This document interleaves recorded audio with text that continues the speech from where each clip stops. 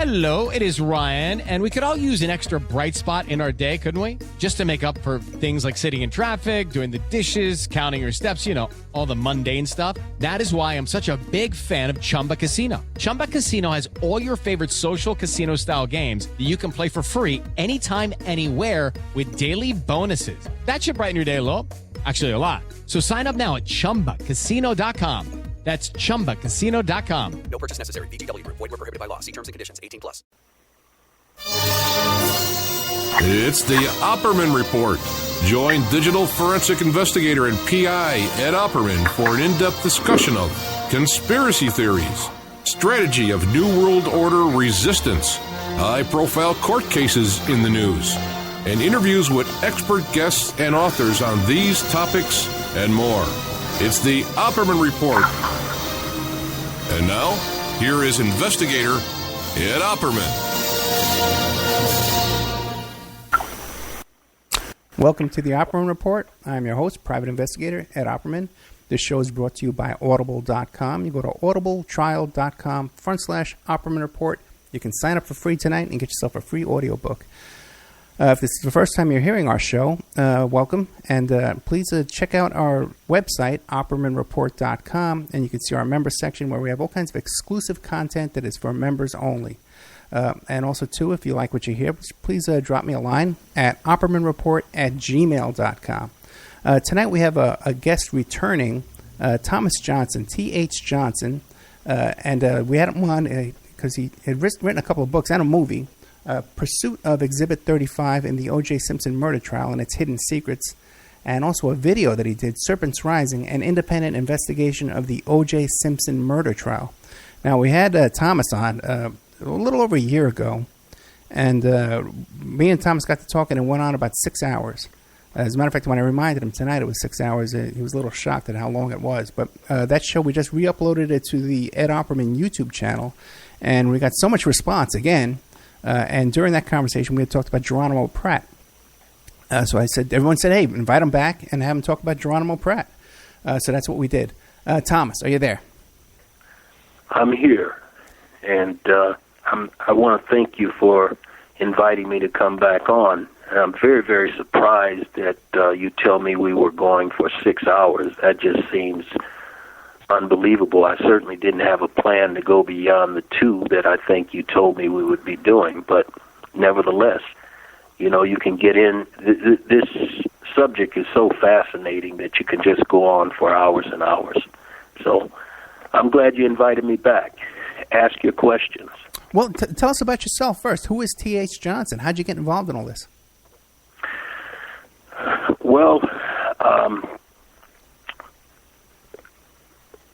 my role is, by title, Investigative Team Coordinator for the Ocean Medical Investigative Group. And this organization was created by my brother as well as myself. I guess I encouraged him to do so back either in the latter part of 1996 or the early part of 1997. My brother is a medical doctor in Los Angeles, California, Dr. Henry S. Johnson, and as many of us, he had been interested in the O.J. Simpson murder trial, and it was in between the end of the criminal trial and right before the beginning of the civil trial, which he was in his office, and, you know, they were continuing to promulgate the Simpson aftermath of the Simpson trial, and my brother was heard to say by a patient in his office, you know, I wish I could examine the autopsy reports on Nicole Brown Simpson and Ronald Goldman. And the person who heard him say that was very surprised and just happened to be an individual who worked at the coroner's office. And so a few days later, these manila envelopes wind up on my brother's desk. And when he finished with his patient load that evening, he sat down and went through the autopsy reports. And a few days later, he called me at my office in Minneapolis, and he said, Tommy, I've gone through these autopsy reports, and based upon what I reviewed from the doctor's explanation of his in the autopsy protocols, these people were not killed in the manner of the testimony that was given in O.J. Simpson's trial. And so with that, my brother went through an extensive, let's say, breakdown of what the original Dr. Irwin Golden had stated, and another one of his patients, who was a lawyer that had been on CNBC Geraldo's program, I think his name was McNeil. He had an association with the civil attorneys of Simpson, and I think they were Baker and Blazer or something like that. And so I remember I was out in California at the time, and my brother invited me to come to the luncheon and just listen to how it would go. And I went to the luncheon meeting at the outdoor restaurant in Santa Monica, and when we ended, he asked me, what did I think of it? And I said,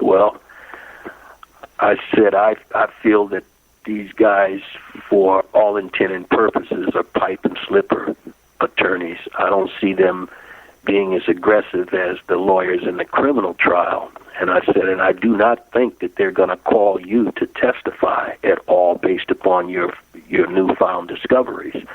And certainly they did not. In essence, what I said to him came to pass. But they did call someone to present his interpretation.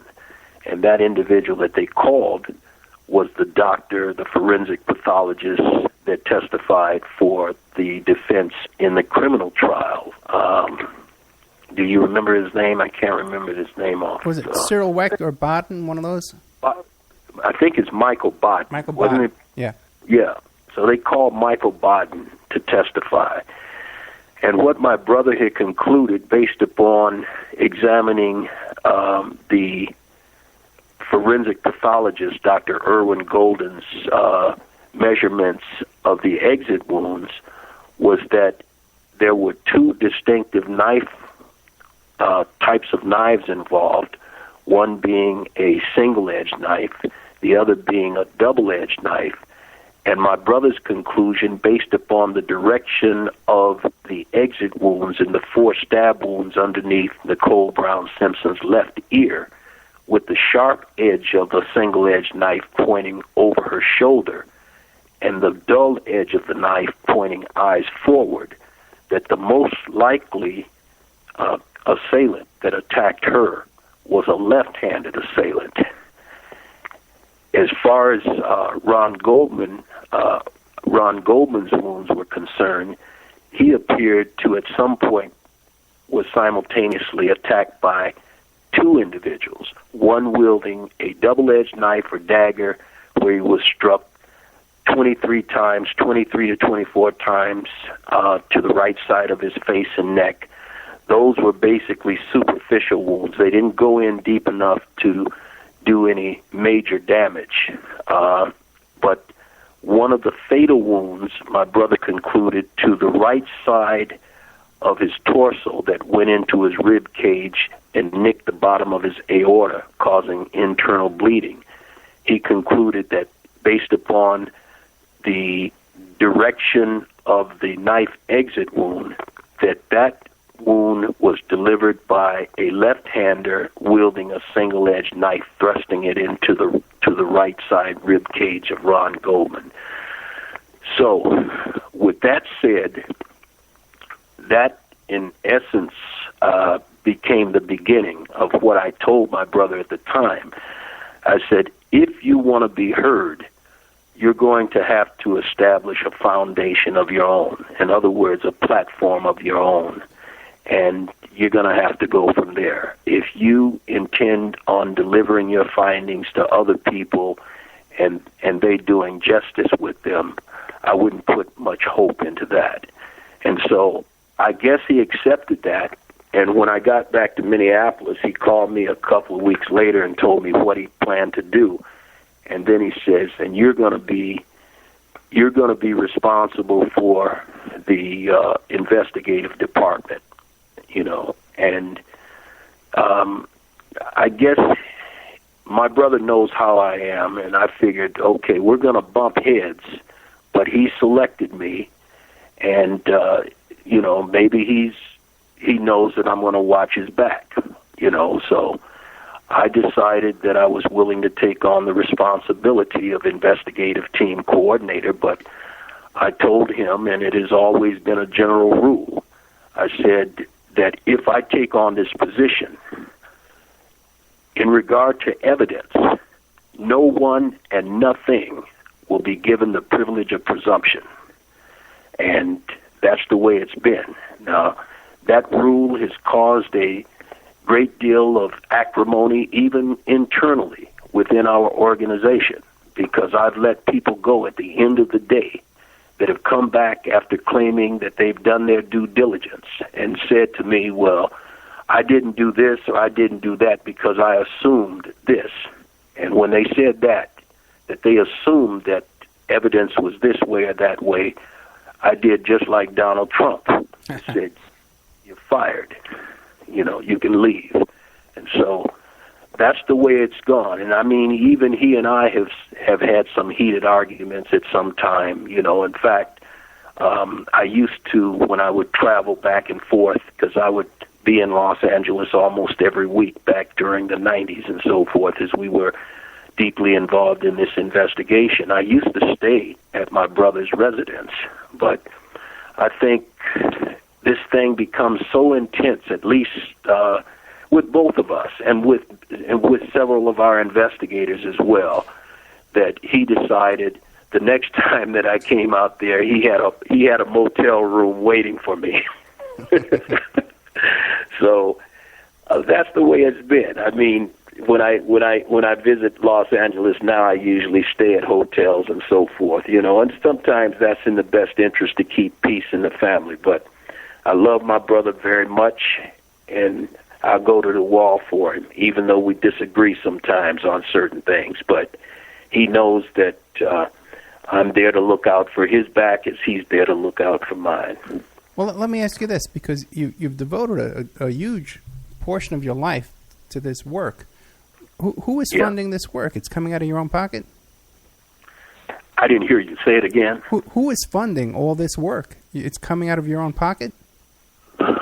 Yeah, well, we've self-funded it. Yeah. My brother's had the capacity to provide for the needs of the organization and so forth, but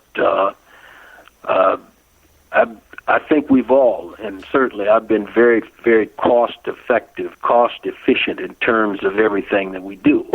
And I think the difference between us and others is that we focus on doing our due diligence. And I think that other people who get concerned about how much money is being spent here or there, many of these people are people that get paid high salaries, but when you put them to the test and ask them, did they do their due diligence, these are the people that will come back and tell you, well, I just assumed that such and such a thing was this way. And you tell them, well, go back. We don't take assumptions. Go back and find out. Then they want to get mad because, that's time consuming. So, yeah, it does cost, but we're cost effective. And I'm a very frugal individual because I make certain demands that you do your due diligence. And there's no excuses in terms of it. So, in the end, I think that we're satisfied in terms of whatever amount of money that's been spent. And we have spent a lot of money relative to this matter. But I don't think, it may not be to other people as what it is to us. We take this thing personal. And I've expressed this with a number of people, including O.J. Simpson, and told him that as far as I'm concerned, he's become the metaphor for the destruction of the African-American male in this country. So don't get it twisted. If I'm visiting with you, I'm not here as a fan or groupie of yours, because if you're waiting for me to be a groupie, by this time next year, you'll be standing around wearing nothing but a straw hat to cover yourself with. This is about business. And when I'm here to take care of business. Every minute of the day counts as far as we're concerned. You know, one thing I want to point out before we get too far off the subject is because you mentioned the autopsy and your brother's examination of the autopsy report and his willingness to testify as well. But one thing that I found so important in your work, and I read your book and I watched the video, and I'm very impressed, by the way, with the thoroughness of both. It's incredibly well documented and very thorough investigative work. But one thing that really struck me was that the prosecution never put on the actual medical examiner that performed the actual autopsy. They had a spokesperson from the office testify instead, which is, I've never heard of that before in my life. Well, it is as confusing to us as it is to you. And the way that came about in my documentary was that after my brother had an anatomical skeleton hanging in his office, and one evening when I flew into Los Angeles, instead of going to our favorite restaurant or wherever our favorite watering hole in Los Angeles, we went directly to his office that evening. And, he pulled out, he had these knives. I don't think he had pulled them out yet. He asked me in the beginning, I think this was like October 1996, so this might have been right at the beginning of the civil trial.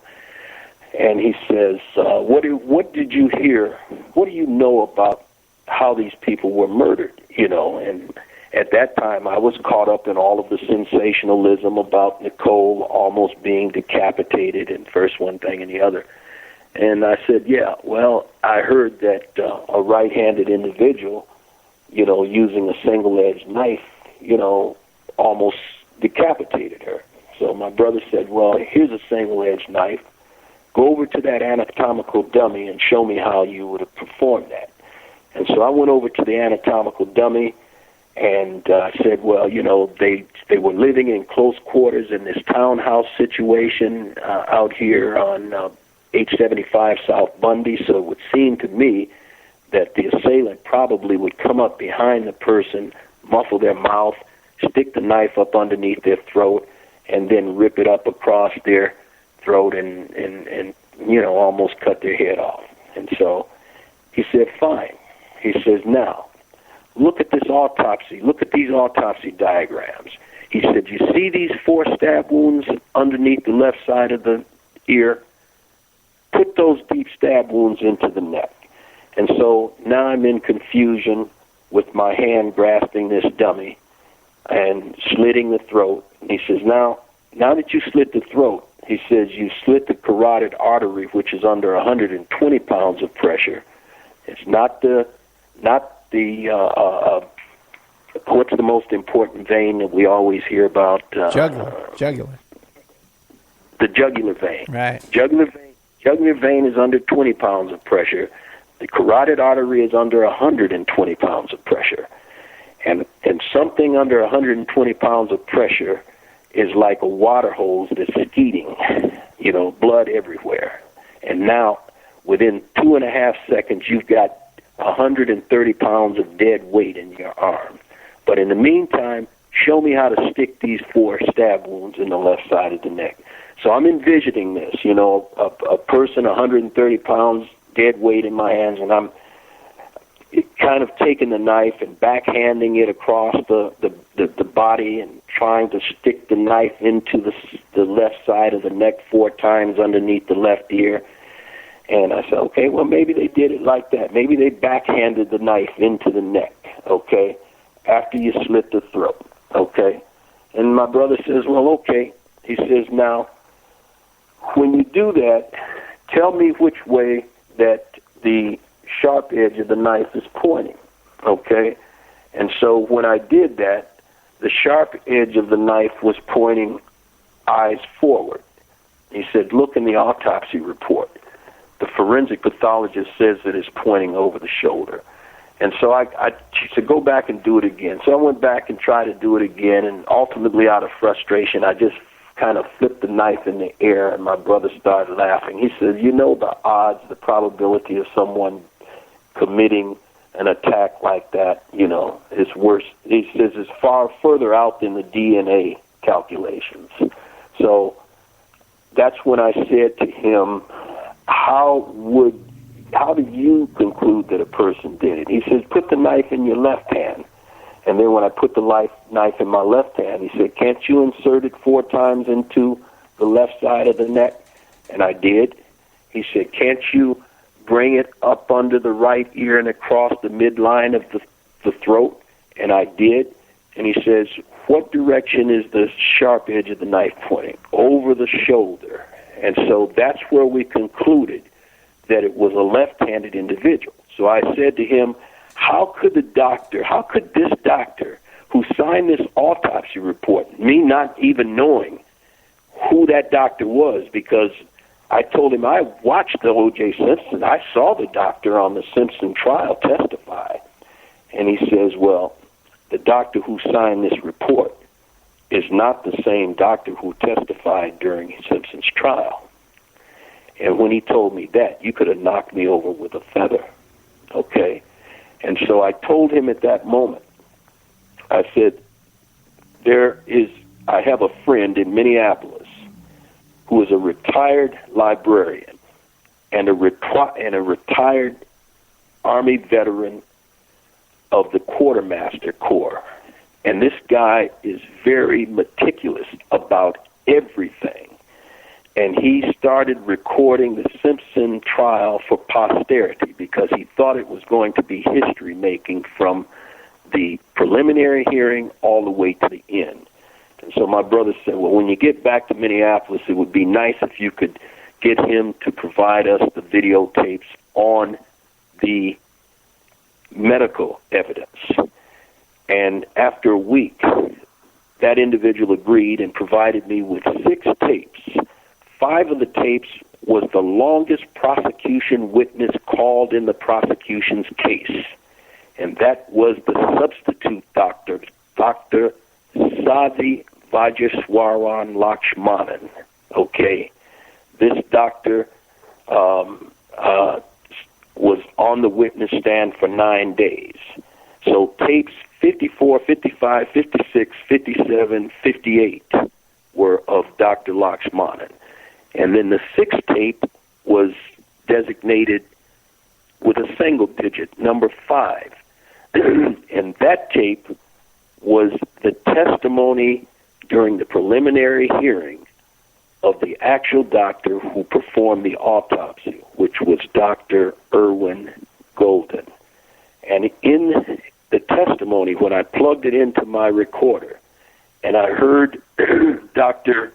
Golden testify, he's stating on the witness stand that based upon his morphological examination of the bodies, he found that 2 distinctive types of knife wounds were on the victim's body. Number 1, a double-edged knife, and number 2, a single-edged knife.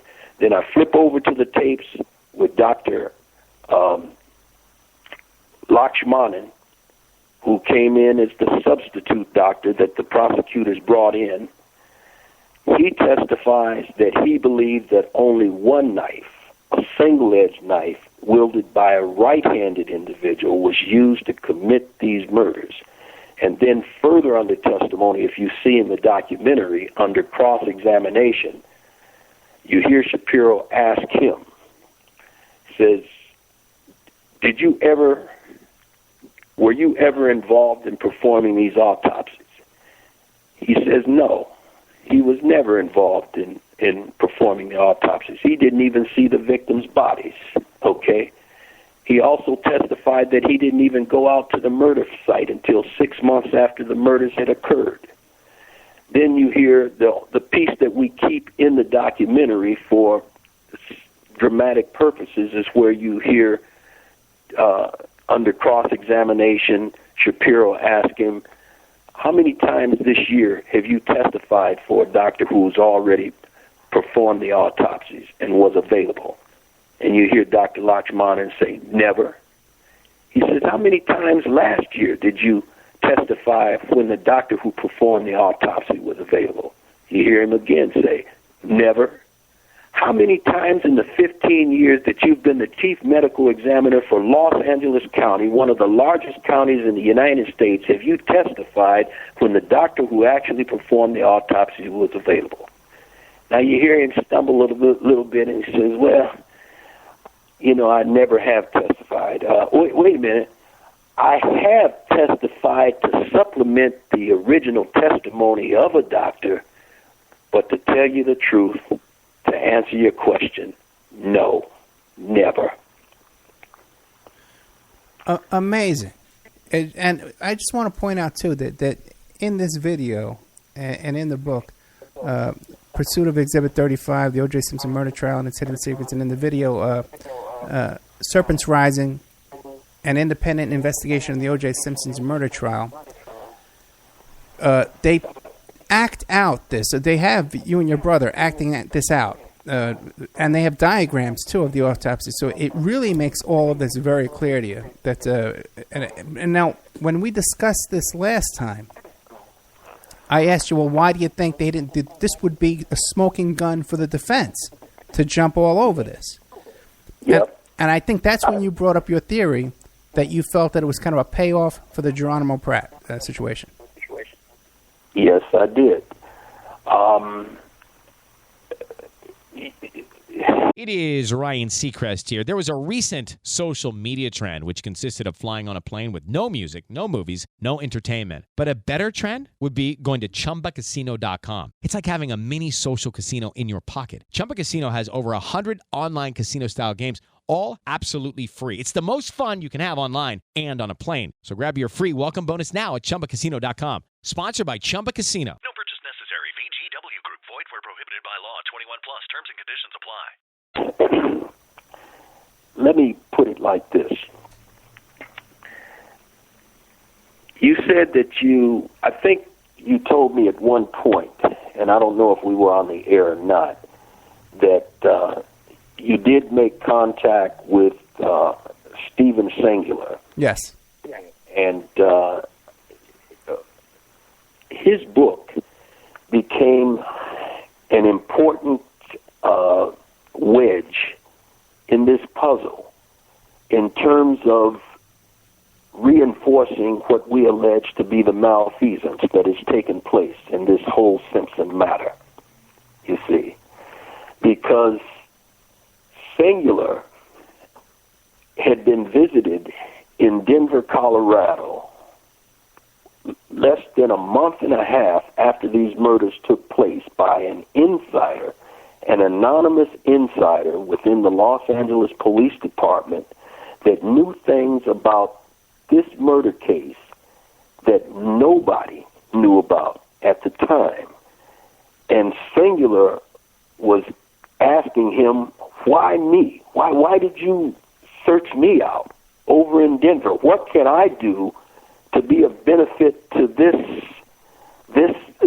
major affair that is unfolding in Los Angeles, California?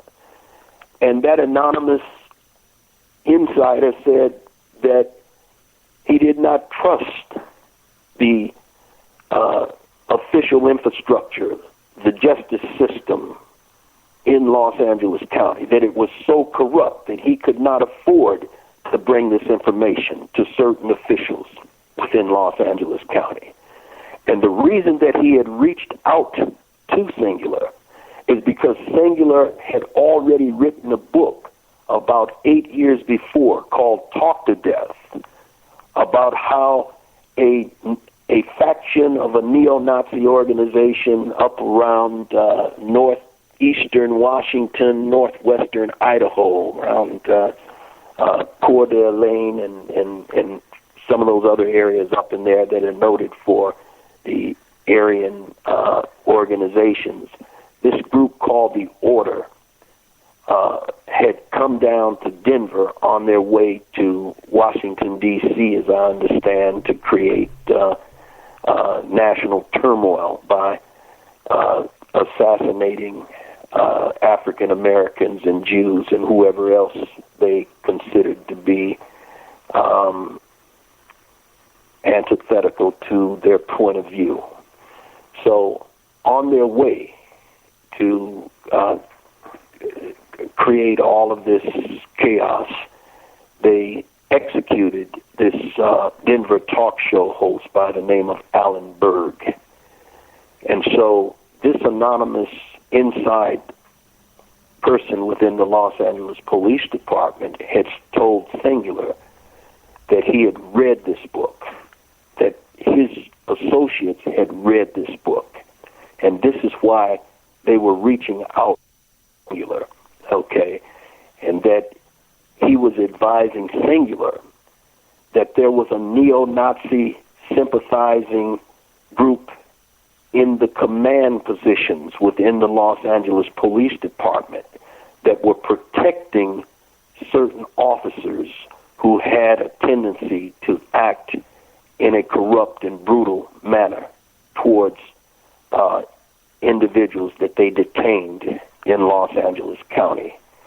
And so, based upon that, and he further said that when these officers retire, these veteran officers have a tendency to retire to this same area up in northeast Washington and northwest Idaho, where these groups reside as their headquarters.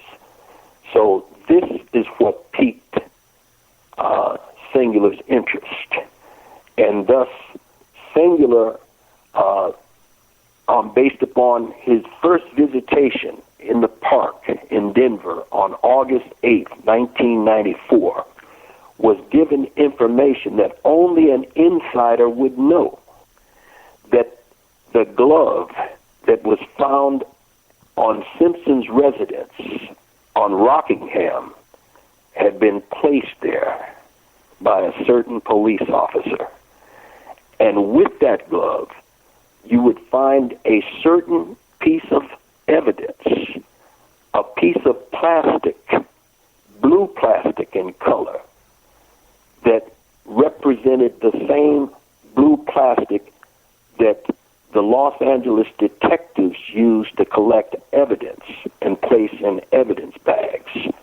And that this particular officer, once he had gotten over to Simpson's house a second time, and this was the most important aspect of it, that Simpson's house was not visited just one time on Rockingham in that early morning hour after 5 o'clock in the morning, once the senior detectives arrived there, Van Adder and Lang, that at approximately 2:30 or 2:45, when the junior officers from the West Side Division had been told that they were taken off of the case, that they must wait there for the senior officers from the, I guess it's called the SID, Special Investigative Division, arrived from downtown.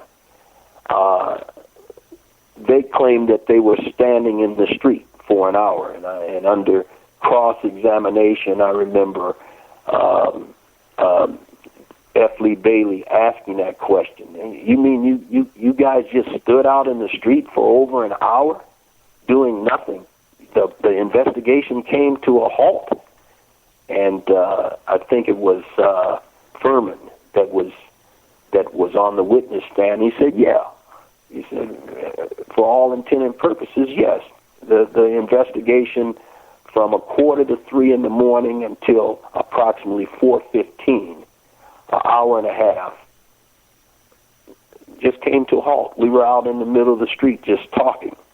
Well, according to the LAPD insider that was talking to Singular over in Denver, these individuals went to Simpson's house on Rockingham at that time, attempting to find evidence. And apparently they got into an argument over there because the woman next door, I think her name was Lopez, heard individuals arguing, squabbling. And I think that the argument was that they had left the crime scene and gone into another crime scene, another potential crime scene. And that's a no-no. You don't do that. You know, you're contaminating another crime scene. If you read the book by what is his name, William Deere, that tries to pound a square peg into a round hole or a round peg into a square hole with his book, O.J. is Innocent and I Can Prove It, and just shifts the blame on the Simpsons' son. Right. He contacts these members of Scotland Yard, and they kind of tell him in a polite manner that you're nuts.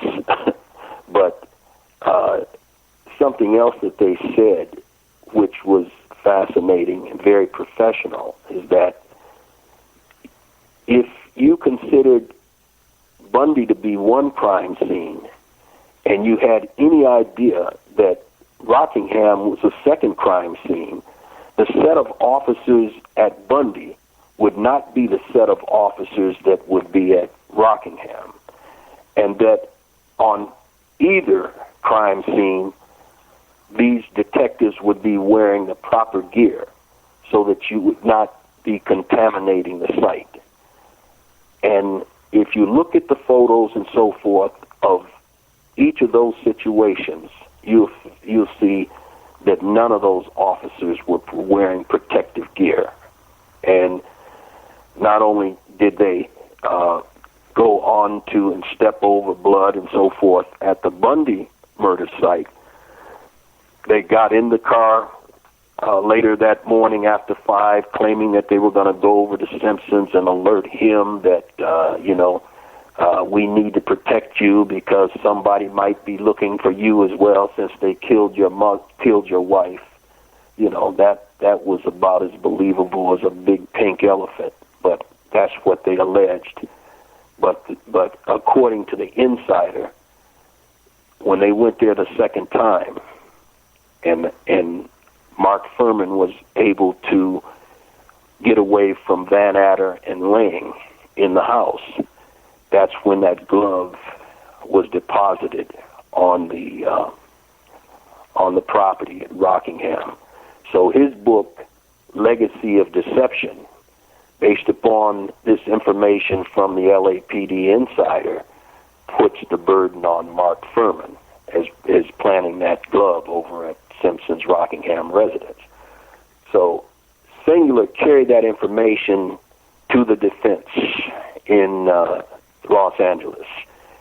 And the defense, very busy with thousands of leads and all this stuff coming in and so forth, kind of dismissed Singular initially. But when Singular put him to the test, based upon what he had been told, go down to the police property department, you will find that they collected this evidence, and with this glove, they took photos, and next to this glove, you will find this blue piece of plastic. The defense investigators did that, and they brought that information back to Carl Douglas and Johnny Cochran and said, yeah, we found that information. And that made them become more serious about what Singular had told them. So they invited Singular, out of the thousands of people, they invited Singular to come back to L.A. and give them some more to prove that this wasn't just a fluke, that this wasn't just a toss of the dice. So Singular goes back to his anonymous source, and the anonymous source tells him, you tell them to check blood swatches. I'm going to call the numbers 47 and 48. I can't remember now. You'd have to pull up Legacy of Deception and see what numbers they were. But he says, you check those numbers on those blood swatches, and you will find that those blood swatches that were allegedly collected from the gate of the murder site, you're going to find that blood, supposedly Simpson's blood, will contain a blood preservative called EDTA, which is contained in a purple-capped vial. And according to Singular, none of these people had a clue about the various types of blood preservatives that were found in these different vials and so forth. Some purple cap, some yellow cap, some red cap.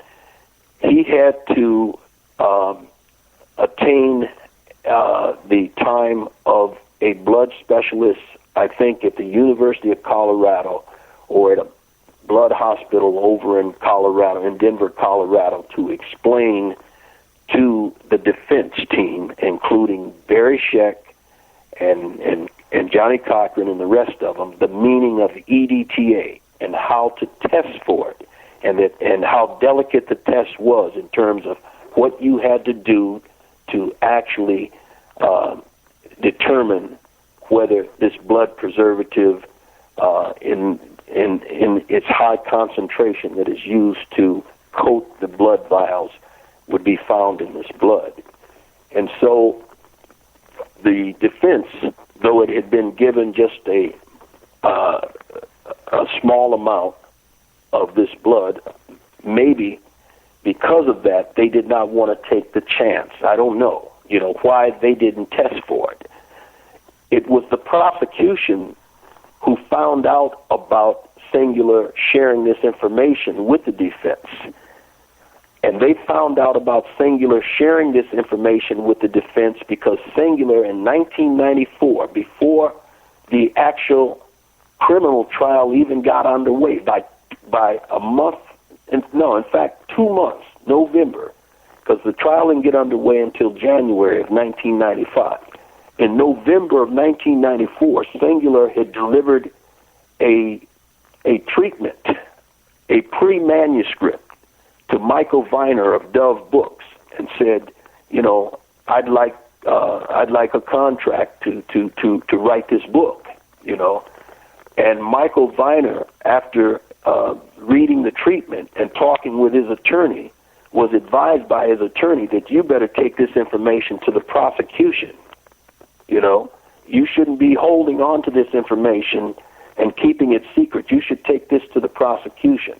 So the prosecution found out that Singular had this book proposal with Dove Books, and he had been talking with the defense. So they started leaning on Singular, putting pressure on him to try to give up the name of the anonymous source, and Singular wouldn't do it.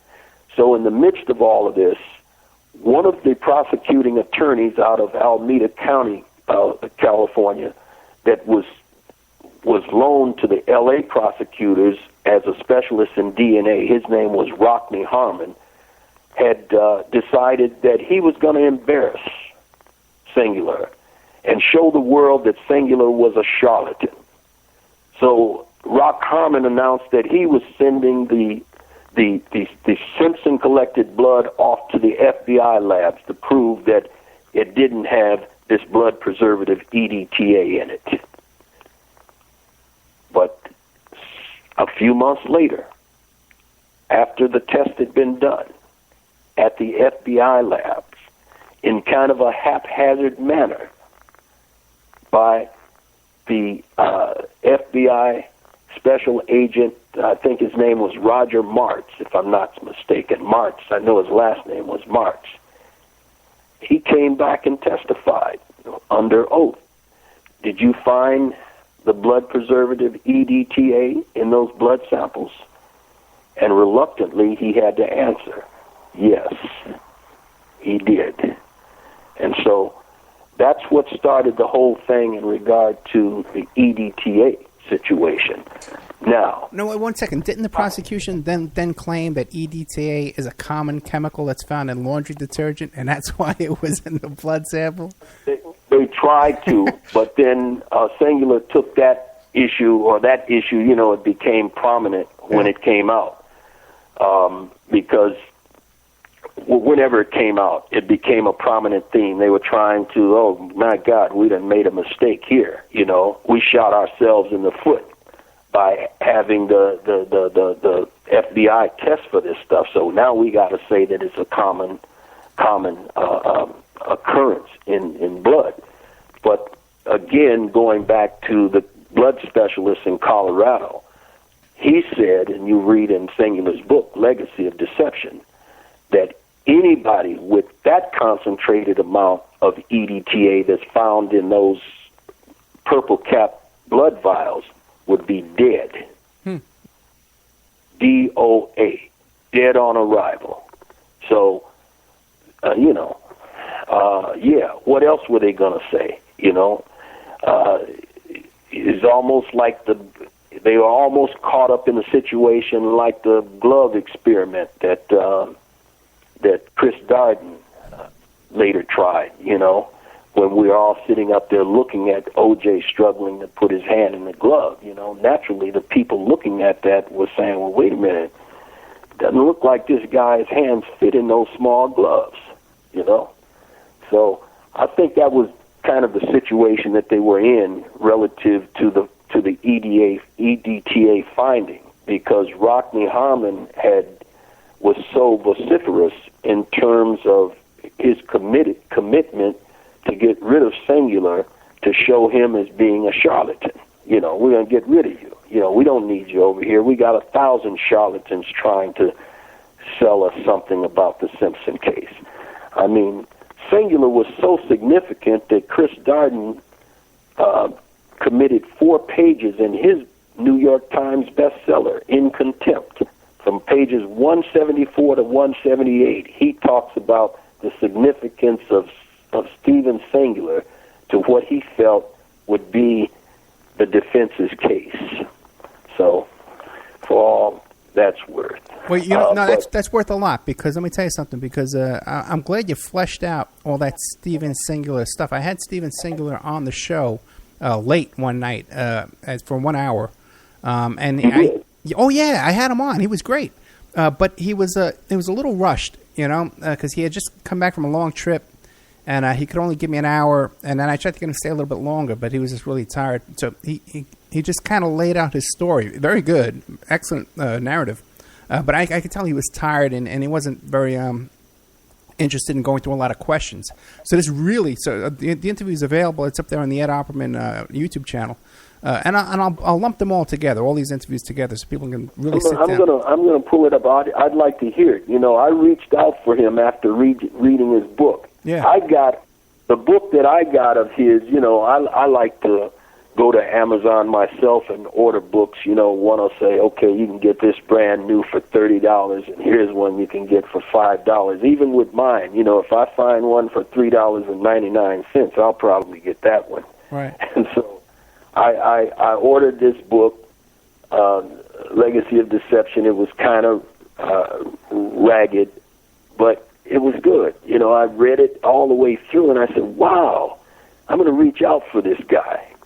So I try to look him up, and I find that he has a Facebook page, and I messaged him on his Facebook page and said how moved I was by reading his book and so forth, and I guess either contacted me back on Facebook or I left my email address, and he got back to me and he says, listen, I very rarely go to my Facebook page. He says, here's my email address. And then we started communicating via email, and the first thing he says is that I felt like I've been entombed for the last 19 years, and you've come along and dug me up. And man, that blew my mind right there. That here's a guy that came to the table with some significant information, and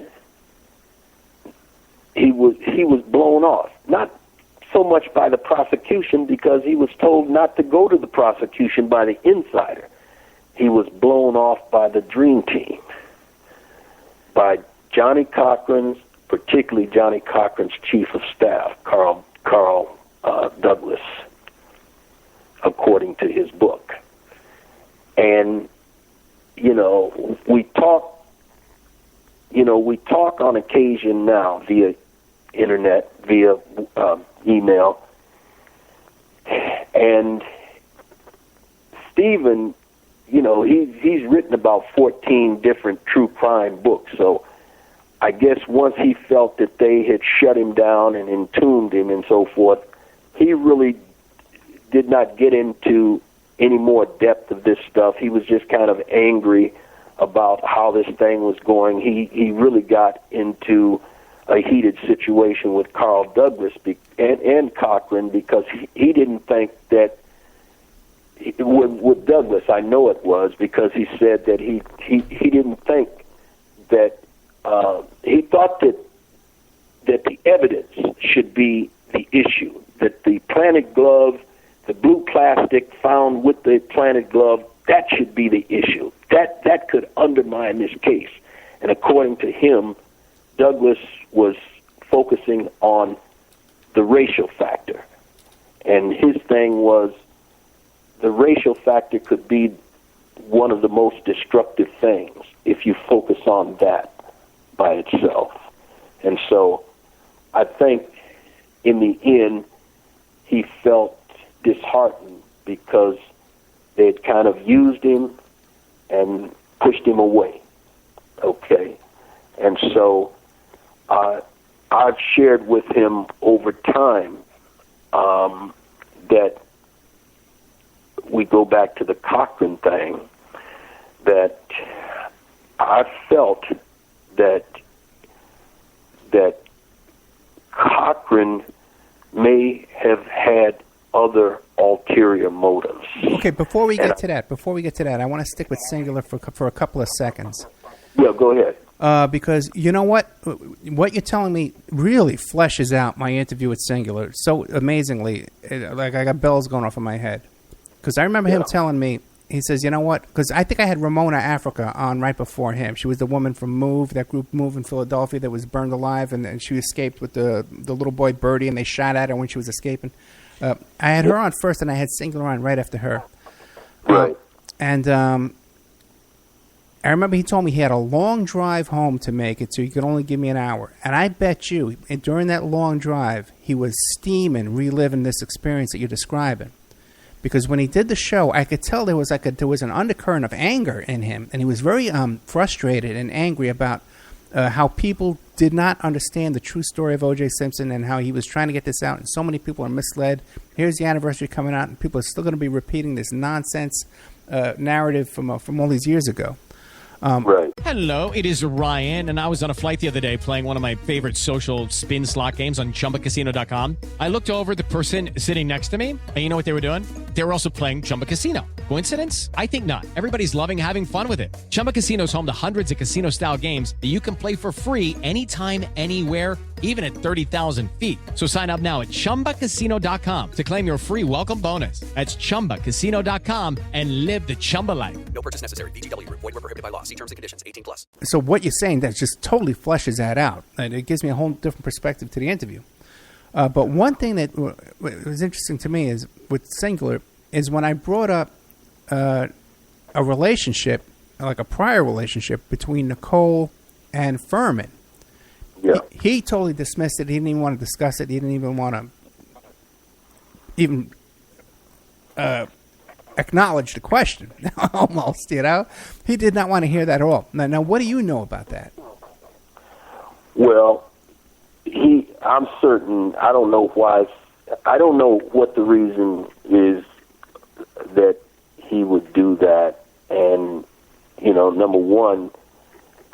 But his focus wasn't there. Right. Ours is. Our focus is on everything. Okay, and I tell him that. He Singular can kind of have some issues too with other authors.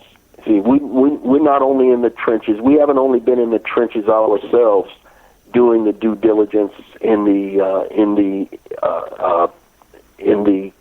court archives and so forth, and the files and so forth, digging this stuff up, and first one thing and the other.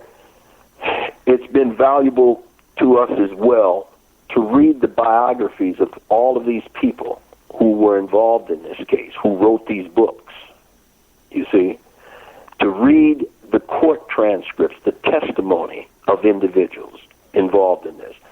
Now, one individual that I hold up, and I hold Singular up higher than my own pursuit of Exhibit 35, which, when I look at it, is like a 500-page compendium, because when I did it, I had no clue other than I was just getting everything out of me that I had been in the trenches digging up for the last 15, 20 years, okay? So that's what I was getting out of it. It's 17 years, whatever it was, because it came out in 2011. That was my first book, the documentary. I finished that in 2004, and then it went into the film festival circuit in the in the early spring of 2005, starting with the Pan-African Film Festival in Los Angeles. So, but Singular's I have to elevate to the top because he was first, and he was first with crucial evidence that these people try to dismiss. They can't get away from it, okay? Evidence that he was confirming other evidence that we had been finding, okay? Now, Singular's findings about the neo-Nazi sympathizers within the Los Angeles Police Department, particularly in command positions, is similar to what Deputy DA Lucianne Coleman states in her depositions. You acquainted with that name? Yes, I am. And they even found a swastika, a Nazi flag, in one of these offices, correct? Right. Well, here's the way that went. Lucianne Coleman was the complaints officer in the DA's office, where other police officers would come and lodge complaints about police misconduct within the police department. One of the first officers that came to her was an officer detective by the name of Andy Purdy. He was in the same division with Mark Furman on the west side. Purdy came to Lucianne Coleman right about the time that O.J. was being, arrested during that first week that he arrived back from Chicago, and everything was hot on the air and all of that kind of stuff about the murders of these two victims. And so I guess there had been a remark about Mark Furman possibly being involved in malfeasance and planting evidence or something like that. And Lucianne Coleman says, "Oh, that's absurd. Come on." And Detective Purdy says, "Well, wait a minute now. I wouldn't go that far. If anyone could be involved in doing something like that, he would be my choice." And then he began to outline his complaint against Furman in terms of some of the stuff that he had been allegedly doing in the precinct. He said that Furman was upset with him because he had married a Jewish woman, okay? And Furman was this guy that he claimed paraded around the precinct on the weekend wearing Nazi paraphernalia. And that at some point in time after he came back from his honeymoon, he had a swastika placed in his locker. Right. And so Lucianne Coleman called in the internal affairs to check on this thing. But the Simpson thing was winding up, and Mark Furman was kind of at the center of this thing, And I'm sitting here reading his book right now, and the fascinating thing about his book is that based upon the first 30 pages into it, he finds everything. I found this, I found that, I found the glove, I found the blood drops, I did this, I did that. I said, wow, man, this guy, he's got, a very, very powerful narcissistic personality. But be that as it may, this guy, Andrew Purdy, had come in and lodged his complaint.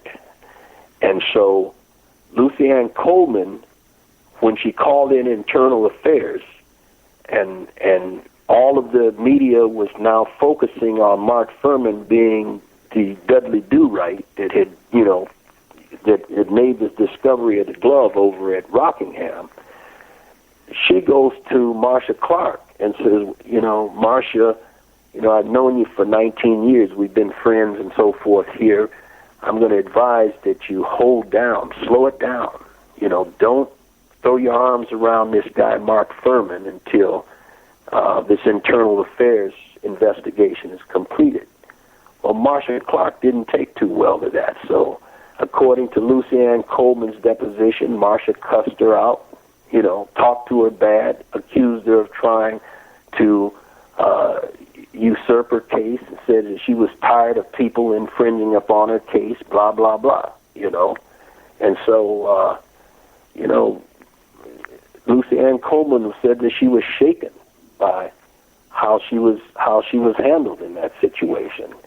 And so, as time went on, she said that she even came under duress by the internal affairs officers, who now began to focus on her, having some motive about having them do the investigation on Furman. So things got very, very raggedy, very pointed, and uncomfortable for her to be in that position at that particular point in time, and so intimidating not only to her but to other deputy DAs in the district attorney's office, who were kind of acting like they were afraid to walk on eggshells in that office. So Lucy Ann Coleman's testimony under deposition is very, very powerful, in terms of examining the Nazi allegations. But on the day that she was to testify in open court, if I remember correctly, all of the attorneys went to sidebar with Judge Ito, and I think she was sitting. In fact, yeah, she was on the witness stand. But before they got to having her testify, they reached an agreement at sidebar, and they told her she can stand down and she can leave. So we never heard from Lucy Ann Coleman. But was there a stipulation of that she saw this Nazi flag and this and anything? Was there any kind of stipulation that they put into the record? It's in the record in terms of the deposition that she gave prior. Gotcha. Okay, right. So they submitted her deposition into the record. Right. Now you can read that. Yeah. But I'm going to answer your other question, because you asked about Furman's intimacy with Nicole. I think, didn't you hint at that? Yes, I did. But this is a good time to take a break, because listen, you're doing so good. I'm at the edge of my seat here that we skipped the first commercial break, so we got to take a commercial break. But we are here with the fascinating T.H. Johnson. He's the author of, first of all, the movie producer of Serpents Rising, an independent investigation of the O.J. Simpson murder trial, and the author of A Pursuit of Exhibit 35 in the O.J. Simpson murder trial and its hidden secrets. We did 6 hours last time, okay? And then I did an hour with the singular, and we've just totally fleshed out the whole singular interview to such a point that I can't believe it. So we're going to be getting into more. We're going to get into the stuff by Nicole and try and get into some stuff by Geronimo Pratt, which is what I promised the audience the show was going to be about. But maybe we just retitle it, okay? But we'll be right back after these messages.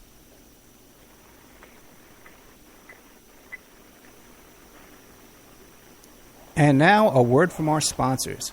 Pacific West Bamboo, your premier source for sustainable building material. They provide construction-grade and craft-grade bamboo material for all your indoor, outdoor, and gardening needs. Contact them for event planning and display building as well. 503-839-8126. Or you go to their new website, pacificwestbamboo.com. Or you can contact them on Facebook at Pacific West Bamboo. That's 503-839-8126. Amanda from Pacific West Bamboo was our first sponsor. She's been so good to us, so please support her in return. I want to make everybody aware of our new members section at www.pacificwestbamboo.com. oppermanreport.com. You can go there and sign up for a monthly, quarterly, or yearly subscription. You can even purchase episodes one by one. You get full access to brand new original content, new guests, new uncensored interviews, my own investigations and reports, and we're going to be adding sections with documents, images, police reports, either provided by myself or by my guests, or for my own investigations, my own reports. So you can go to oppermanreport.com and you can sign up there tonight. You can start listening tonight. Strawman. I want to mention Strawman. Strawman is a band out of Toronto, Canada. They're good friends of the Opperman Report.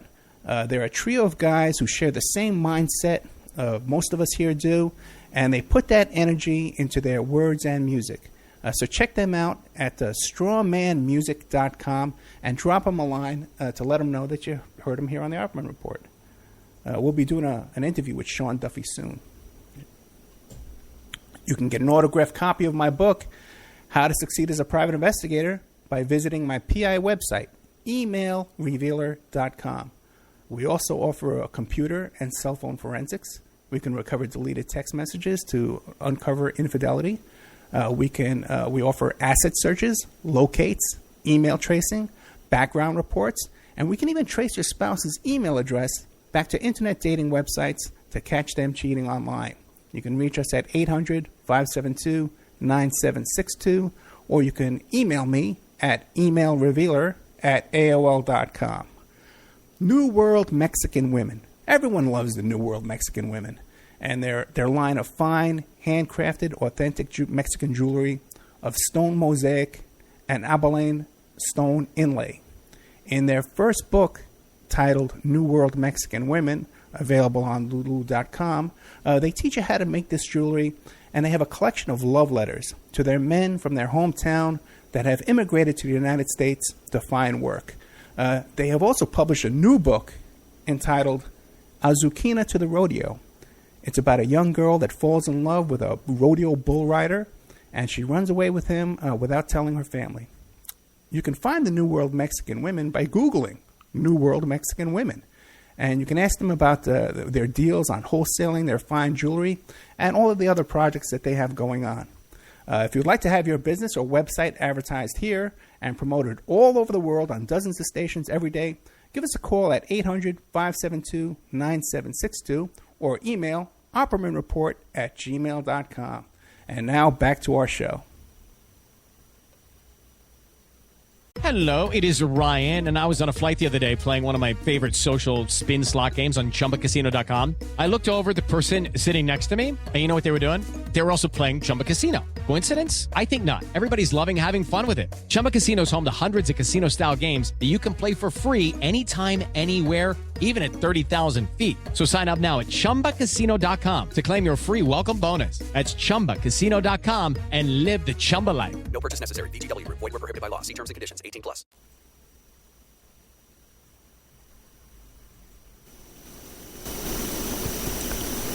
Welcome back to the Opperman Report. I'm your host, Private Investigator Ed Opperman. Tonight we have with us T.H. Johnson. We should call him Professor Johnson because the guy is just a fascinating expert on the O.J. Simpson trial. The movie producer of the video Serpents Rising, an independent investigation of the O.J. Simpson's murder trial, and also another book called Pursuit of Exhibit 35 in the O.J. Simpson murder trial and its hidden secrets. Now, Thomas, I'll give you a little background on this. You and I did our show, and then after that, I was doing a series of shows about the Atlanta child murders, and there was a woman who was doing a lot of research in that area as well. And when I mentioned I was having Stephen Singular on the show, and we were going to be talking about Mark Furman, she contacts me on Facebook, this woman, who I had known her previously through her research in this other case, and she was a listener to the show. And she starts telling me, oh, I befriended Mark Furman on Facebook, and we became friendly. And she says, I believe that he had a relationship with Nicole.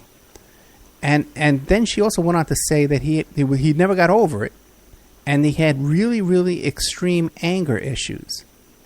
So I was all excited. I brought her on the air. I tried to bring it up to singular, and he didn't want to have it. But I think, like I said, I think he was in a really bad mood that night. I think just like you said, he had felt frustrated and beaten down and abused over that case, and he was steaming as he drove home because it was like a long drive, he told me, but it was like a 3-hour drive. And I bet he was steaming the whole way. And then when he did the show, he was just so frustrated. He kept saying, and no one knows the truth about this case, and I'm trying to tell everybody.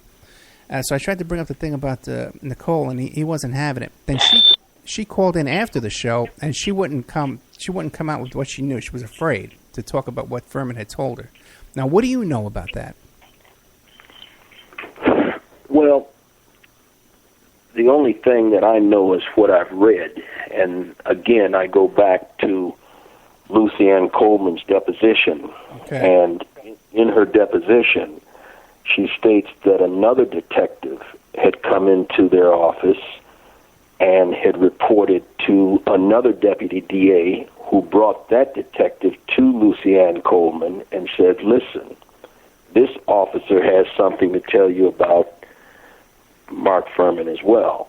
And according to this particular detective by the name of Maxwell, and I think he was an African-American detective, according to him, he had been at some type of police barbecue or something like that where Furman was bragging about having been close enough to examine the boob job, in other words, the medical breast job that had been done on Nicole. Right. And so that became part of the testimony in this particular deposition. But my friend Joseph Bosco, the late Joseph Bosco, who I had an opportunity to communicate with online a couple of times in a particular group. I think he had a blog site online, and we had communicated a couple of times before he passed away. But he has a very important book that I rate highly as well, called "A Problem of Evidence," that came out. It was one of the first books that came out back, and I think his came out around either 1995 or early 96. And in his book, he also talks about this alleged intimate relationship that Mr. Furman had with Nicole Brown Simpson. So that's basically all that I know about it. I don't know anything other than that. And certainly, if he did have that type of relationship, it certainly would have been a major factor and major concern relative to this whole matter, the credibility of this person related to this matter, But other than, it's a fascinating subject, but they don't get that deep into it other than to say this guy was, the allegations was that this guy was intimately close to Nicole Brown Simpson, and that that other officers used to razz him about it at a pub where they used to drink at from time to time, that something about your girlfriend, this or that, and Maxwell coming in to tell his part about Furman allegedly talking about how nice her breasts were after the boob job had been done, after the medical procedure had taken place. So I really can't tell you any more than that. I hadn't focused on it any more than that, other than, if he did have an intimate relationship with her, it certainly should be something that should be taken into consideration in terms of being a factor in this whole affair. But there are other wedges of this pie that should be taken into consideration as well. Okay. And, I think that maybe, I don't know if it's Singular's book or if it's Bosco's book or, God, I've gone through so many of these at this point in time, but one of them that I had gone through tends to point to how sometimes these officers may overreach in terms of bridging the gap. You know, if they consider someone to be guilty and they don't have the proof and the evidence to actually conclude that they're guilty, they may, they may pad the books a little bit, So Furman may have been involved in that, and these others may have been involved in that. That's that particular issue.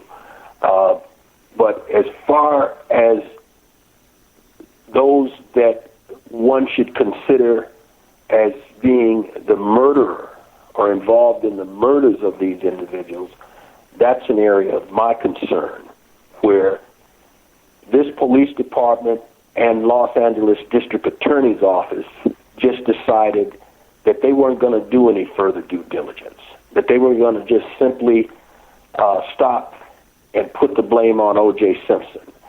And I think part of that is related to the fact that they have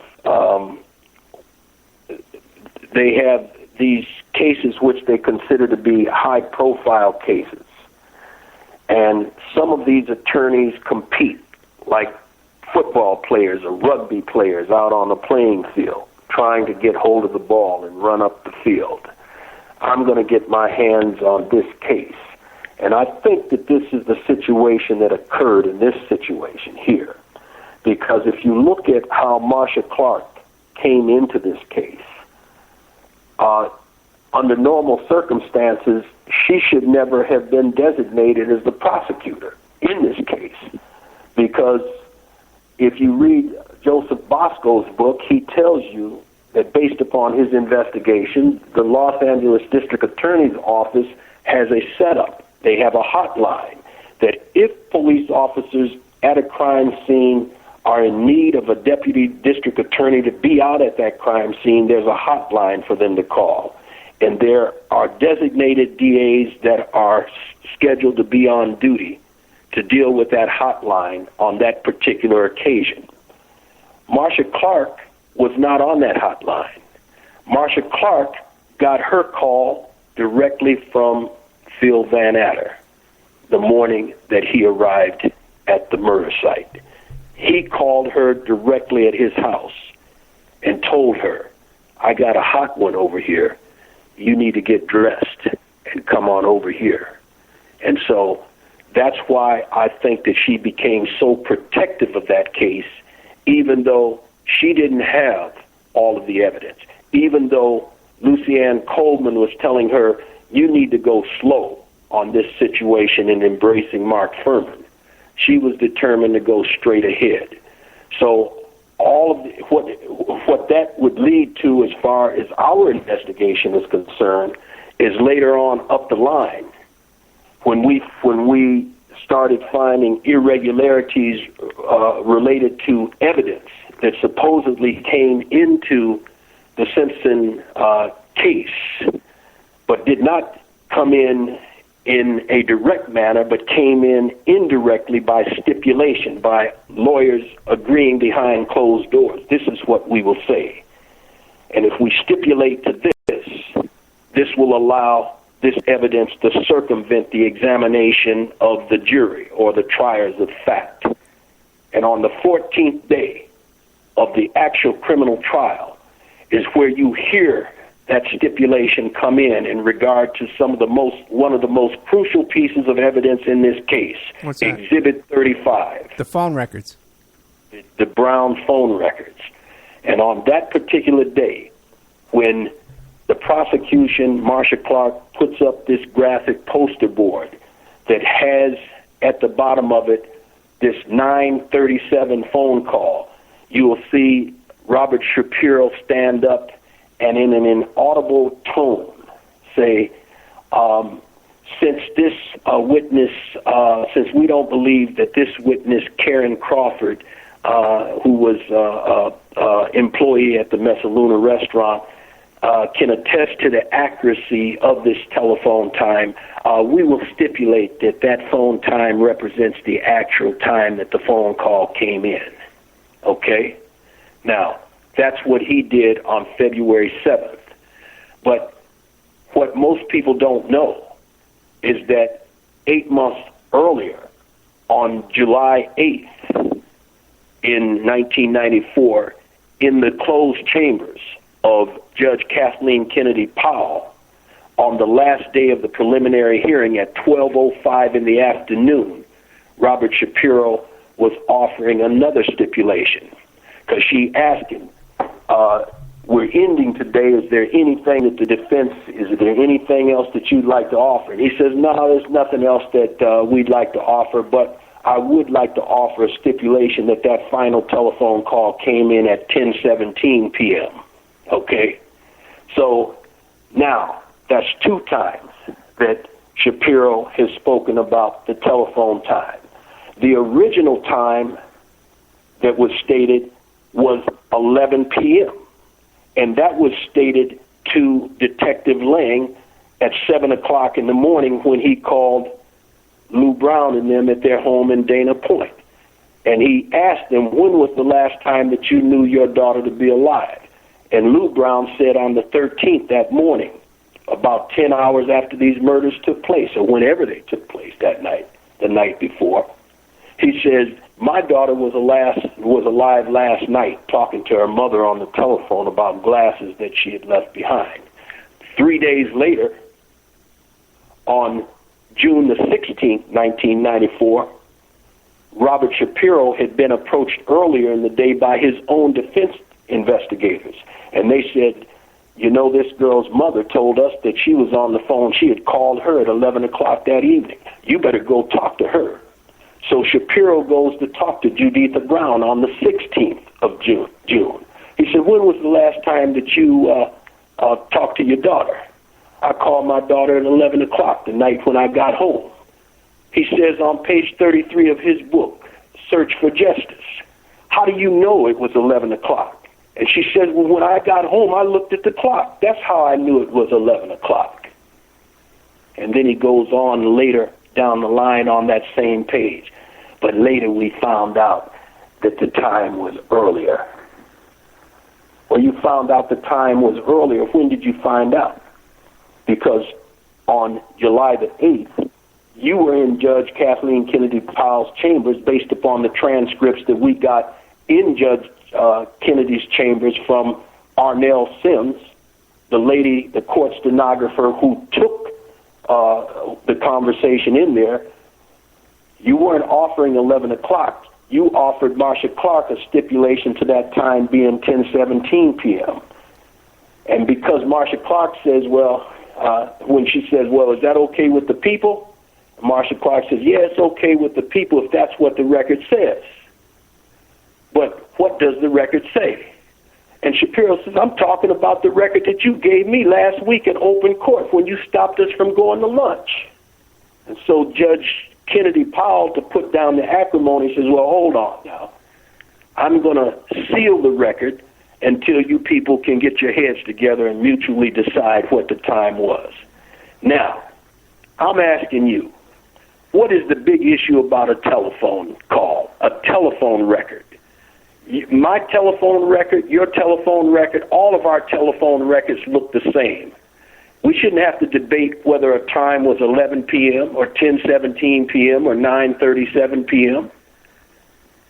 You see, we're not talking about something that's abstract. When you get a telephone bill based upon whatever calls you've made across this country, you can look at your statements and you know what they are. But to this day, neither you, I, or the jury has had an opportunity to review those records. Because you know why?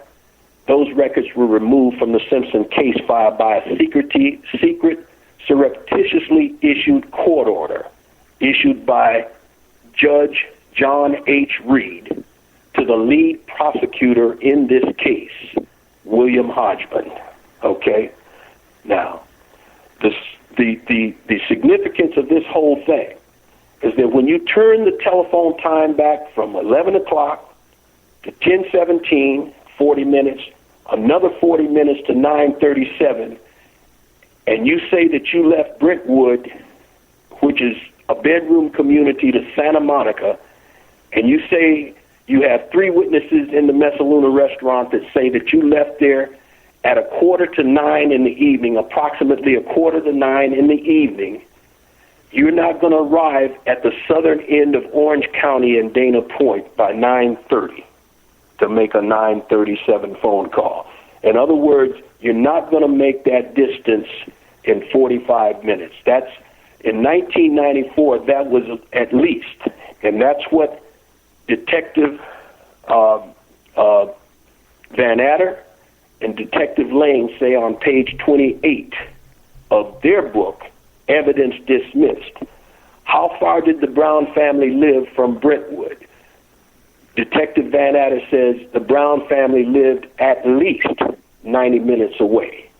And then you roll 114 pages further in their book, and they put up the same diagram chart that you see in other situations where they say the Brown family left the restaurant at approximately 8:45 and arrived to make the 9:37 phone call at 9:37.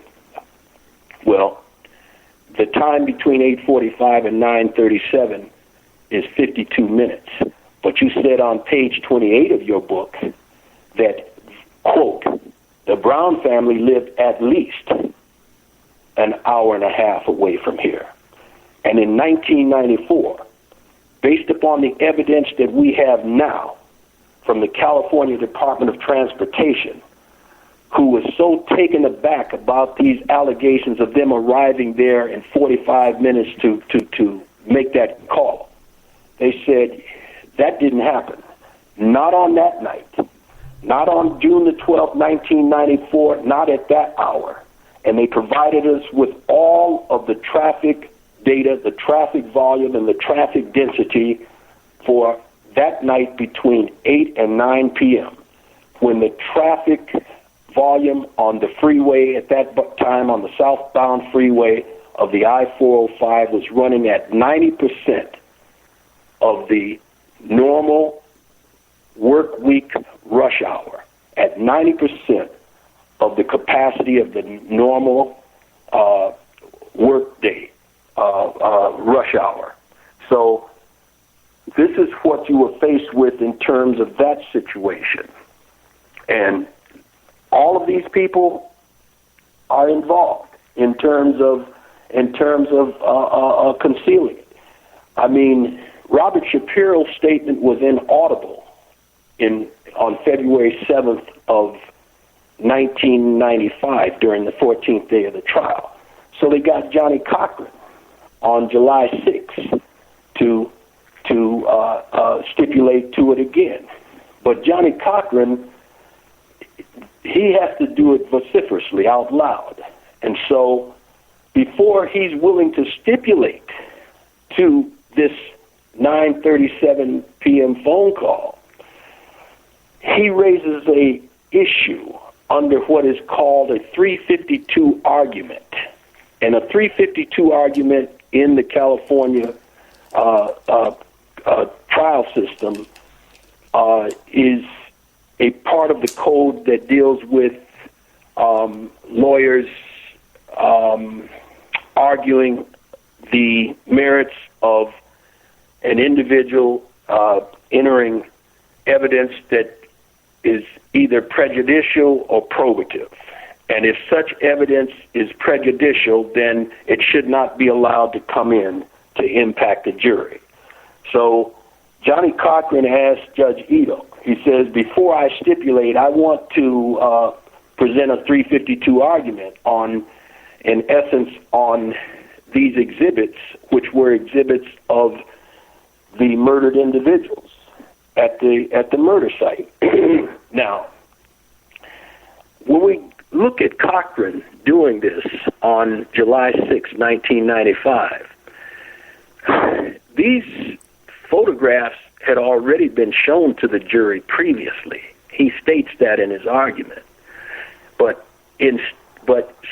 It makes me wonder, well, why was it necessary for him to go through it again? You know, but he does. So he's making this argument to the judge. Now, Judge, we don't need to show the jury these bloody photographs. After all, the last time that we did that, you had to adjourn the session for 15 minutes for the people to go out and collect themselves and start over again. So at this point, all we need to say is that photo 356 is a photo of Ron Goldman. He's been stabbed to death, and photo 358 is one of Nicole Brown Simpson. These photos are very, very prejudicial to the jury, and they should not be shown to the jury. And then, in ending his remarks, he says, "After all, Your Honor, we're not going to show them other evidence in the case. We decided that we're not going to show them the telephone records." Oh, really? That's right. Look at the documentary, and you'll see it. Not only do we show you the murdered victims in the location where they're found, when he gets to that point of saying, we're not going to show them the telephone records, we run that back 3 times so you get it, okay? Now, the significance of this is that a judge that most of you have never heard anything about was responsible for aiding and abetting the removal of those phone records from the Simpson case file. Those records were never seen by the jury. In fact, Judge Ito stated on 2 occasions when the stipulation first came in by Robert Shapiro, and that same stipulation to that same evidence came in 5 months later by Johnny Cochran, he admonished the jury. Now, you remember I told you in the jury room, you don't have to believe anything that these attorneys say. But any time that 2 attorneys stipulate, meaning agree to a fact, you're to accept that as evidence. And otherwise, you can't examine it. You cannot act as the exclusive trier. Hello, it is Ryan, and we could all use an extra bright spot in our day, couldn't we? Just to make up for things like sitting in traffic, doing the dishes, counting your steps, all the mundane stuff. That is why I'm such a big fan of Chumba Casino. Chumba Casino has all your favorite social casino-style games that you can play for free anytime, anywhere with daily bonuses. That should brighten your day a little. Actually, a lot. So sign up now at ChumbaCasino.com. That's ChumbaCasino.com. No purchase necessary. VGW Group. Void where prohibited by law. See terms and conditions. 18+. For a fact, you cannot examine and question that evidence. You must accept it as evidence in the case. Now let's move on. Okay? Now, that judge who signed the court order when this organization began to raise the issue that we would like to examine those phone records. When that issue came up, and it was just talk before we arrived in Los Angeles downtown to actually examine the file, the lead prosecutor, William Hodgman, sought a court order for the permanent removal of all evidence in the Simpson case file. And he received that on the same day, signed by Judge John H. Reed. Now, the significance of Judge Reed is that we would include that in an affidavit and exhibits that we filed in San Angelo, Texas in 1999, in August of 1999. We had finally gotten Simpson to sign off to allow us to hire our attorneys to continue to pursue and dig up this evidence.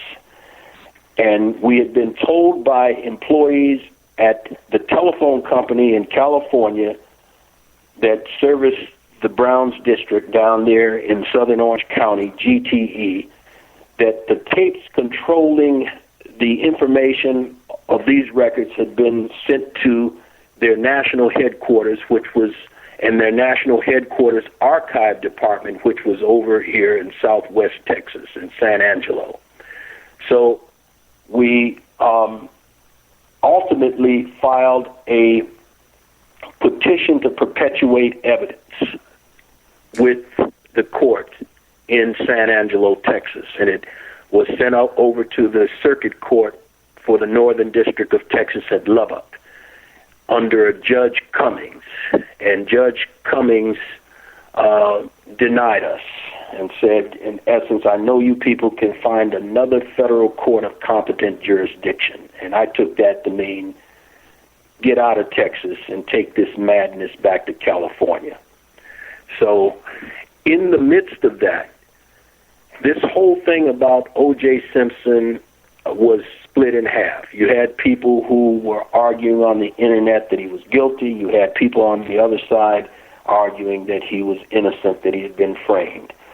Well, in the midst of that debate, certain people went and got this information, and they came back with this information online at this particular site where you had the no Jays and the pro Jays arguing with each other and said, you know, here's this group that filed for these records. Why are they filing for these records? And here's this affidavit or exhibit where this judge has abetted the removal of all of the records from the Simpson case file. And that's when we found out, because someone said at that particular time in 1999, isn't this the same judge that sealed some information regarding this serial killer that had been with O.J. Simpson's wife? And that was the first time that I had ever heard about this man, Glenn Rogers. And so within that time frame, between 1999 and 2000 is when we began to intensively look into this situation concerning these sealed documents involving Glenn Rogers. And because at this time, after 3 years of running this organization, we had developed our contacts within the Los Angeles County Superior Court, we asked the question, does this man, Glenn Rogers, have a case file in California? And they gave us the number, and we went to the death row appeal file section and asked to see the record. The first clerk couldn't find the record, and she was embarrassed, so she went to find a senior clerk. The senior clerk came back, middle-aged woman, attractive Hispanic woman with kind of salt and pepper hair. She didn't have too much to say. I guess she may have thought I was someone different than who I was. I was dressed in a blue serge suit and so forth, not California style, because I had just come back from the Midwest. So she looked me up and down, and the only thing she said was, "Follow me." And she took me down the hall into a room, and she, within 2 minutes, she wheeled out 2 grocery carts full of documents. And while I was reviewing the first grocery cart full of documents, I noticed that they were full of medical reports on Glenn Rogers. And as I kept going through these medical reports, I had come to the conclusion that these doctors were trying to cover their ass. You know, is that called CBA or something like that? Cover their behind. CYA. What I meant by that is that it seemed to me that these doctors were saying, this man here is sick. This man suffers from porphyria. But then when I went back to the medical office and began to pull down the medical books and examine this thing and went back and forth, this man doesn't suffer from the skin ailment, because porphyria has about 7 strains, you know, and many of those strains basically deal with deformities of the skin, dermatological problems. But the one strain of the disease, acute intermittent porphyria, which is commonly referred to as Mad King George's disease, because it caused King George III, who was the sovereign at the time of the American Revolution, to be locked away behind bars in Windsor Castle for the last 10 years of his life for his own safety and the safety of others. And that's how the disease, came to be known as Mad King George's disease. Well, this is the disease that ultimately all of the medical records, not only from Los Angeles, but subsequently that I would find over the next few years of communicating with Glenn Rogers on death row in Florida, and he putting me in contact with his public defenders that handled his murder case. The medical doctors that were arguing, for leniency that he not get the death penalty, is pointing out this man suffers from a disease whose all of its symptoms are psychiatric, and once this iron-rich enzyme heme, Heme, flows directly to the brain, the toxic effects that it has on the brain sporadically at that sporadic moment are all psychotic reactions, hallucinations, delirium, bipolar responses, and that a person can be very extremely violent, you see, and he can be very dangerous to anyone around him. And so it seemed to me that California was trying to bury this. And in the midst of burying that information, they also wanted to bury the information that would be brought out by the deputy district attorney who had pulled off the miracle of getting Glenn Rogers off of death row in Florida and having him brought back to California to stand trial. That was like 1,000,000-to-1 shot. And nobody in Garcetti's office would even consider that was going to occur, so they didn't pay any attention to it. But the woman that they nicknamed the Dragon Lady by the name of Leah D'Agostino, very popular name, former deputy district attorney out in Los Angeles, who ran for that office in 1988 against Ira Reiner. She was the one who pulled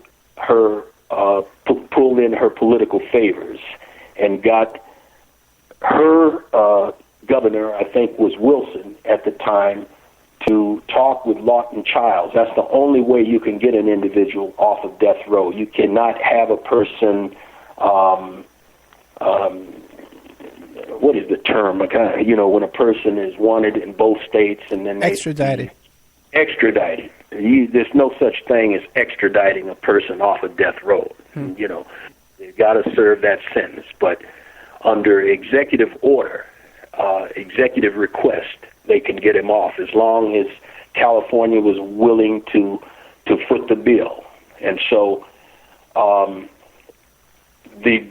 me say, all of the death row appeal file records with all of this medical information on Glenn Rogers was sealed by the same judge that aided and abetted the removal of the telephone records from Simpson's case file, Judge John Reed.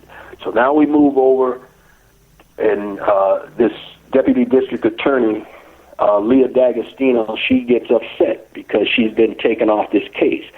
When Garcetti's office finds out that this man is coming back to California, they rush to her office in Van Nuys and turn her desk upside down, shaking it out, shaking out everything, and take her off of the case. So she goes to the Civil Service Commission to launch a civil servant's grievance. And Judge John Reed, the same judge that sealed Glenn Rogers' death row appeal file, that aided and abetted the lead prosecutor in the Simpson case, removing all of the evidence from the Simpson case file, seals the civil service grievance proceeding testimony of Leah D'Agostino. Now, I had an opportunity, that record was given to me inadvertently, just like Glenn Rogers' death row appeal file had been given to me supposedly inadvertently, his file was confiscated from me after 3 hours and says, well, we gave you the wrong file. Any file that's been stamped PC-187, we weren't supposed to give you. Okay? Here, read this. Read the files over here. The file in the second cart was basically fluff, you see. But whether it was an inadvertent error or whether it was intentional, that's what I'm telling you is what was found in his death row appeal file, that officers in the state of California knew this man was mentally sick. Officers in the state of California that sealed, the same judge that sealed Leah D'Agostino's file, knew that Leah D'Agostino had stated in her documents that her investigators had determined that this man had been in intimate and close proximity to Simpson's wife as well. Okay? Now, this stuff that we're talking about, Cochran was aware of this. He was aware of all of this, as all of these people were aware of all of this. Okay?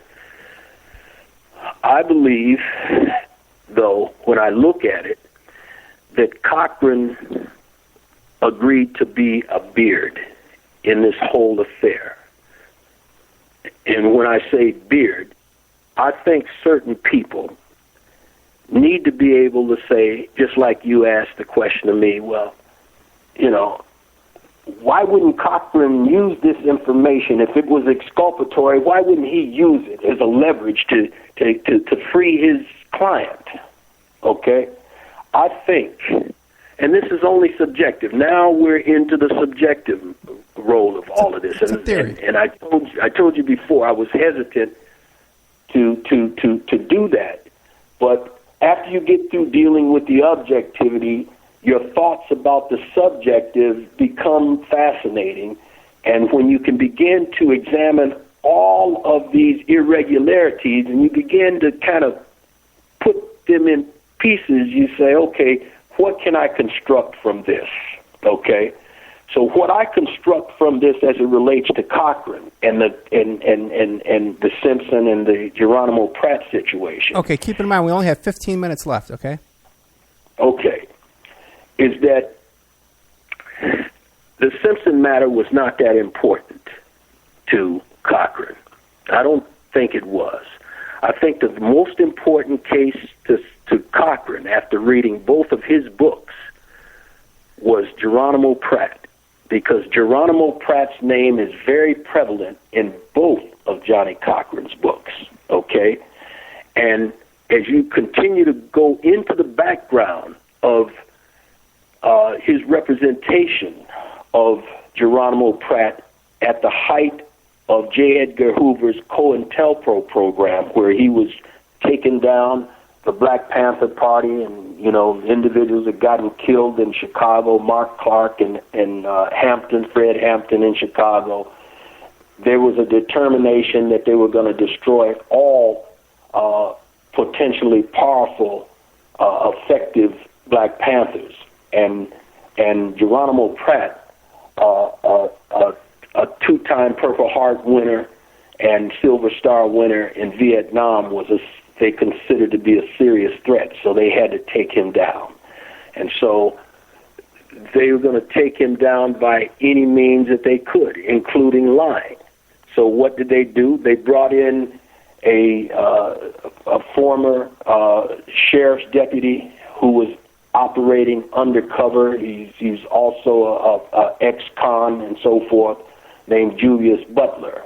And he had been a confidential informant, though he had lied and said he wasn't. He had been a confidential informant giving information to the FBI on the Panthers and others for 3 years, even before this whole thing came up with Geronimo Pratt. And so during Geronimo Pratt's trial for murder, in which they accused him of murdering a woman, shooting at her and her husband. The husband lived, the woman survived in Santa Monica. These people, including the Los Angeles District Attorney's Office and the FBI, knew that Geronimo Pratt was up in the San Francisco Bay Area, 320 some odd miles away from Santa Monica. the FBI had been taking photographs of Geronimo Pratt and had the Panthers' phones wiretapped at the time. So at the time that they were promulgating this trial of murder against Geronimo Pratt, they were suppressing this evidence that they knew they could exonerate him. Don't forget also, Geronimo Pratt's wife was shot herself way back in like around 1970 as part of a COINTELPRO. The COINTELPRO FBI tried to make it look like it was due to the Black Panthers. It was that she was killed by the Black Panthers in order to cause dissension among the Black Panther Party for self-defense. Right. Yeah, a lot of that was going on. But we're dealing in terms of the question is, what interest would Johnny Cochran have in suppressing evidence that could have exonerated Simpson? I think, and this is only subjective, that if Johnny Cochran had this type of information to hold over the head of the Los Angeles County justice system, they would have to deal with him, okay? Or else they would have been exposed in perpetuating one of the biggest frauds of the 20th century. And I don't think that they wanted to face that, in my opinion. I also think that Johnny Cochran knew. Now, this is just my guess, but my suspicion is Johnny Cochran knew at that particular point in time that he had a tumor, and he had an inoperable tumor on his brain. And the amount of time that he had to live was questionable. So an individual that was in that situation there, that had been carrying a grudge against these people for 20-some-odd years, 27 years, that this man had been locked up and been made a fool of. And this man, Geronimo Pratt, had attempted to tell Johnny Cochran, this is not going to go the way you think it's going to go. These people are out to get me. Well, Johnny Cochran was young and naive at the time. He did not believe that. And then they made a critical error during Geronimo Pratt's trial in that the witness who had been victimized had claimed that the people who had shot at him and his wife were clean shaven. But Geronimo Pratt was noted to have a goatee. And so his brother provided a picture of him with this goatee, and they said, well, he could not have grown this goatee in the short period of time between when this thing took place in December and the when he was arrested or something like that. So, which was the latter part of December. And so Geronimo Pratt, so Johnny Cochran and them went on the basis of what this photograph that the brother had provided as evidence. But it turned out that the prosecution went and got an expert that knew that this film, that this picture had been taken on, did not come out until 1969. And they're attempting to allege that this photograph had been taken in 1968. So when that came out, that knocked a hole in the credibility of the defense's case and allegedly set them back and ultimately would lead to this individual being convicted. Now, over the next 25 years, his lawyer from Northern California, San Francisco, by the name of Stuart Hanlon, fought valiantly for this man's freedom. But everything that they would uncover and present to both courts, the state and federal, was dismissed as harmless error.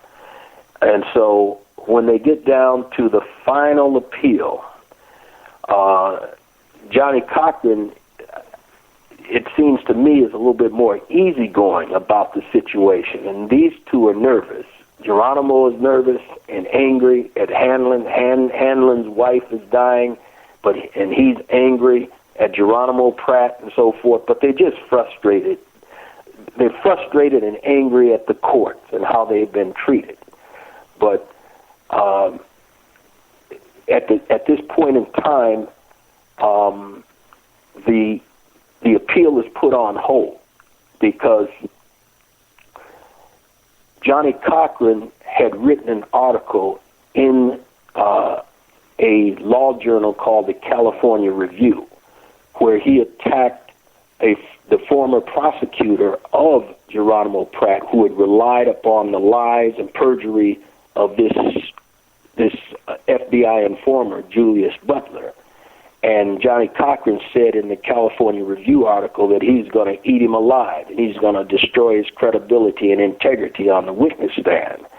And so this judge, Michael Caldwell, comes out and says, well, I'm stepping down from this case, and I'm recusing every judge on the bench in Los Angeles, in the Superior Court of Los Angeles County. None of them can hear this case. And I thought that was very strange. You know, all of the judges, you've got the power to stop all of the judges in Los Angeles County from hearing it. But this is what I think that Cochran wanted. And it's my feeling the only way that he could have gotten something like that was if he had the leverage of this potential embarrassment hanging over Los Angeles County, which was the malfeasance that they were involved in the Simpson case. Ultimately, the Geronimo Pratt case would be kicked back up to San Francisco, and then it would be kicked and given to a judge in Orange County, which was Judge Everett Dickey, who a African-American attorney described in the book Last Man Standing, which is the Geronimo Pratt story. His name is Milton Grimes. When asked by Stuart Hanlon, did he know this Judge Dickey? And he says, yes. He's extremely hard, but brutally fair. And in the end, even though he was trying to be influenced by everyone in Los Angeles County to keep Geronimo Pratt in prison for life without parole, he decided that based upon the evidence that these people had hidden and concealed that would have exonerated and obviated the need for them to even have this man put on trial 27 years earlier, is the basis for him releasing this man from prison.